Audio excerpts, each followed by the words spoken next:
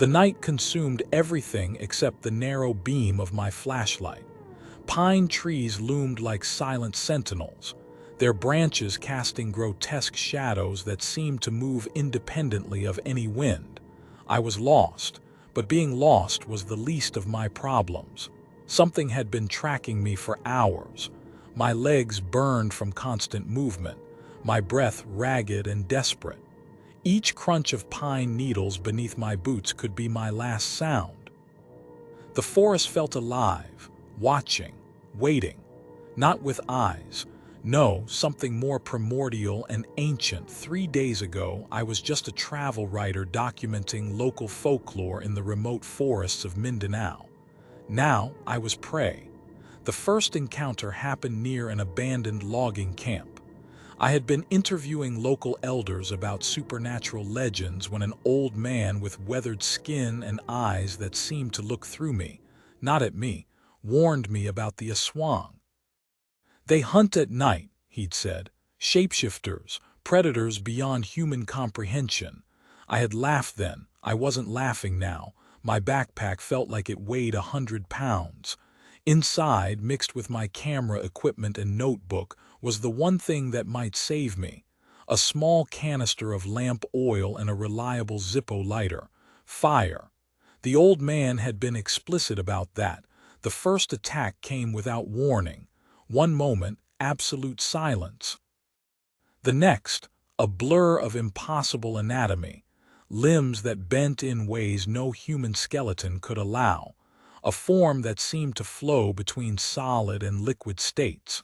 No discernible face, just a suggestion of features. A mouth, perhaps, rows of needle-like teeth glimpsed in a flash of moonlight. I had emptied my camera bag, grabbed anything that could serve as a weapon. A tripod, a heavy flash, anything.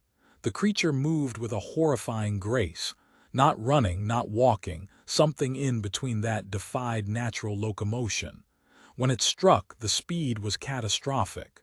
Razor-sharp appendages sliced through my jacket, drawing blood that felt cold the moment it touched my skin. I ran. My first wound was superficial. The second would have been fatal if I hadn't twisted at the precise moment of impact. Sharp talons, if they could be called talons, missed my spine by millimeters, instead carving a deep groove across my back that burned like frozen fire. Survival became instinctual, no longer a conscious choice but a primal imperative. The parking lot where I had originally left my rental car seemed light years away. Every step was a negotiation with pain, with fear, with the impossible creature hunting me. Sometimes I would catch glimpses of it in my peripheral vision, a mass of shifting darkness, more concept than creature. No eyes, no definable face, just potential for violence. My hand trembled as I reached into my backpack.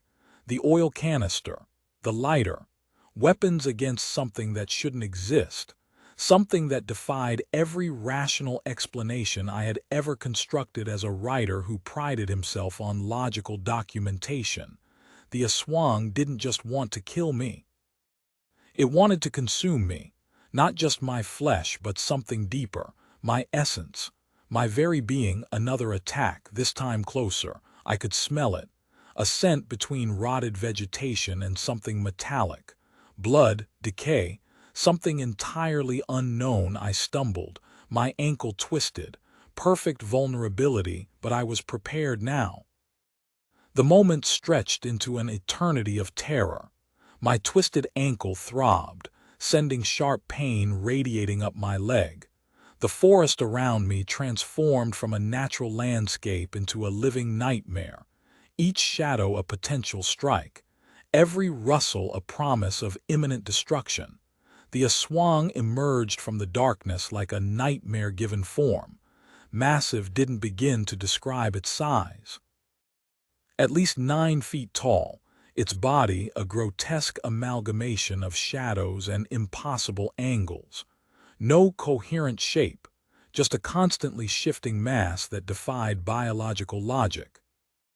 Where a face should have been, There was only a blank expanse, a void that seemed to absorb light itself.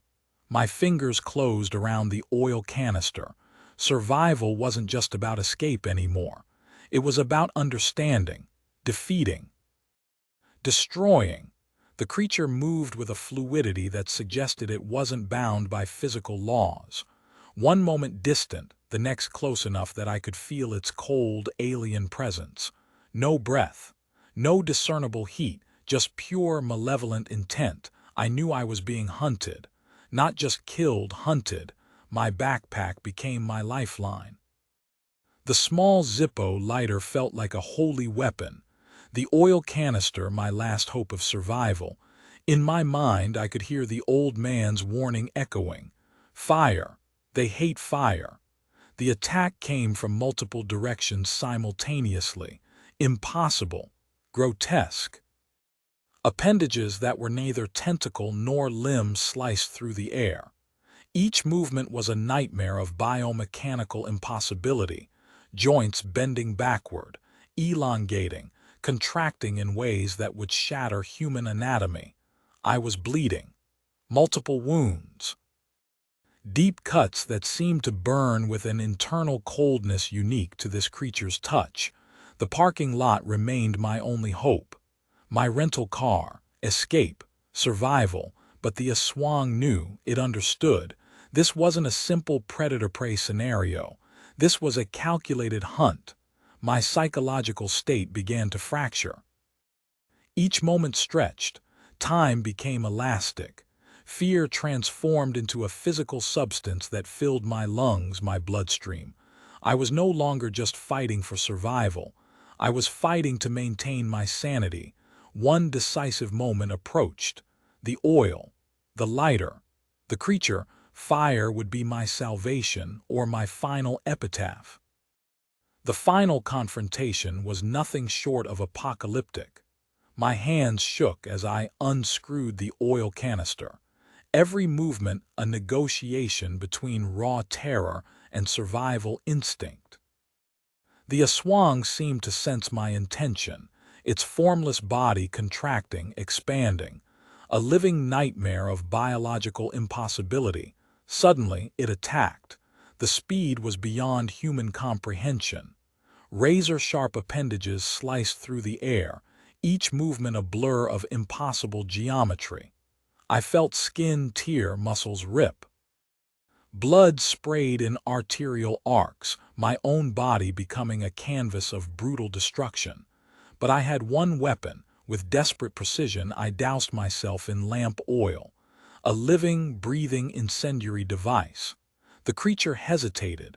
For the first time, I saw something resembling fear in its eyeless void of a face. I sparked the Zippo. The explosion was cataclysmic. Fire erupted like a living entity, consuming everything. My own body became a raging inferno, but I didn't care. The Aswang's inhuman screech tore through the night, a sound that was part pain, part rage, part something utterly beyond human comprehension. Its body began to disintegrate, not burn.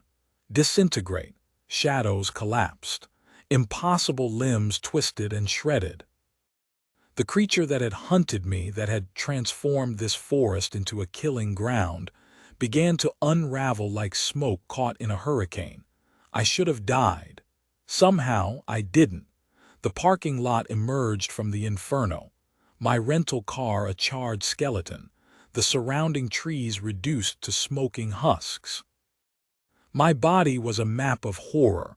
Burns, deep lacerations, wounds that defied medical understanding. But I was alive, and the Aswang was gone. As dawn broke, I understood something profound. Some stories are never meant to be told. Some encounters exist beyond the boundaries of human comprehension. I had survived. But at what cost? The forest kept its secrets, and so would I.